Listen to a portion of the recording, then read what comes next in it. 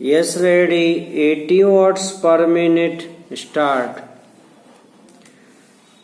हमारे सत्ता पक्ष का कहना है कि कीमतों पर अंकुश रखने की कोशिश सरकार द्वारा की जा रही है। पूर्ण विराम।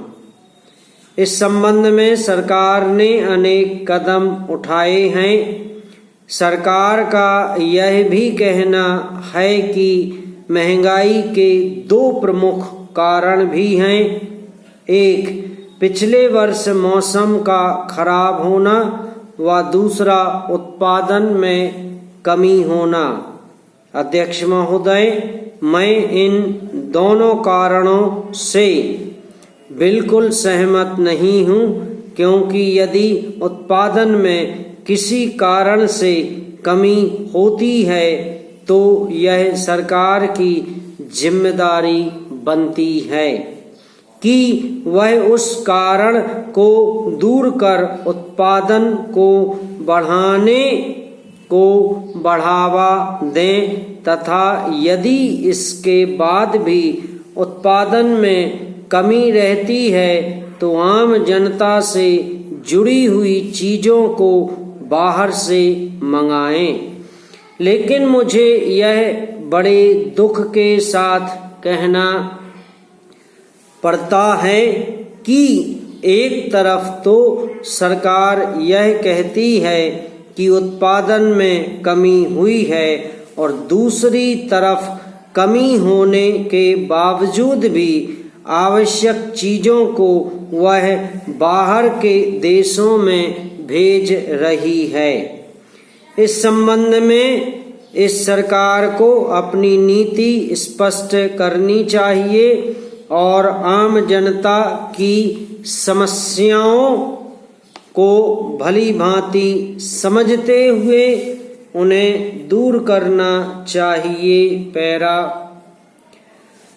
माननीय सभापति जी, मैं आपके माध्यम से यह प्रार्थना भी करना चाहता हूँ कि यदि आप वास्तव में महंगाई को कम करना चाहते हैं, आवश्यक चीज़ों की कीमतों को कम करना चाहते हैं, तो आपको किसानों की समस्याओं की तरफ भी ध्यान देना होगा। यदि मौसम खराब है तो उसका भी कोई ना कोई रास्ता निकालना होगा तथा साथ ही आवश्यक वस्तु नियमों को भी कठोर बनाना होगा। मैं समझता हूँ कि जब तक आप सख्ती नहीं करेंगे तब तक महंगाई कम नहीं होगी।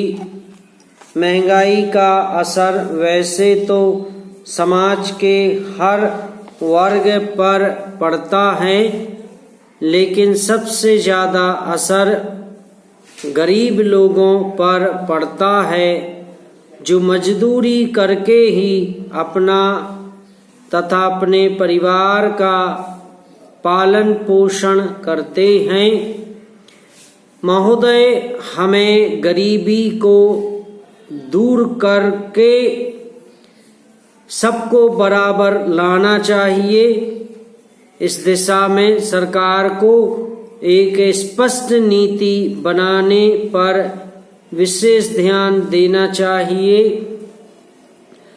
रोजगार के साधन उपलब्ध कराने चाहिए तथा उनको बैंकों से सस्ती दर पर कर्ज उपलब्ध कराया जाना चाहिए। यदि हमें अपने देश को मजबूत बनाना है तो हमें इस महंगाई और गरीबी जैसी समस्याओं को इस देश से जल्द से जल्द समाप्त करना ही होगा। इन शब्दों के साथ मैं अपनी बात समाप्त करता हूँ। पैरा।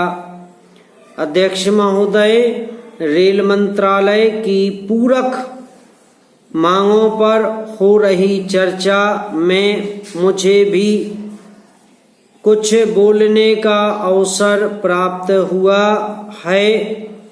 इसके लिए मैं आपका हृदय से आभारी हूँ। समाप्त।